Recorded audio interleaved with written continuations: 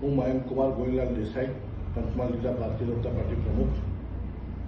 2027ની જ્યારે જનગણના વસ્તી ગણતરી અને અત્યારે પ્રથમ તબક્કામાં ફેમિલીની ગણતરી જ્યારે ચાલુ રહી છે, ત્યારે સૌ નાગરિકોને નમ્ર અપીલ છે, વિનંતી છે કે આ ફેમિલીની જ્યારે ગણતરી થઈ રહી છે એની અંદર આપણે સૌ નાગરિકોએ સહભાગી થવાનું છે.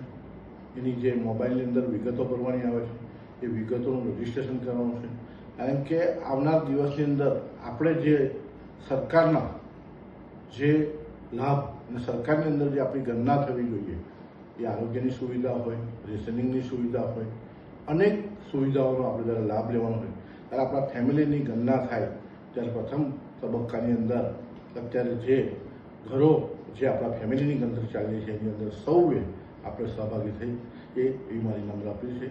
ભારત માતા કી જય, વંદે માતરમ.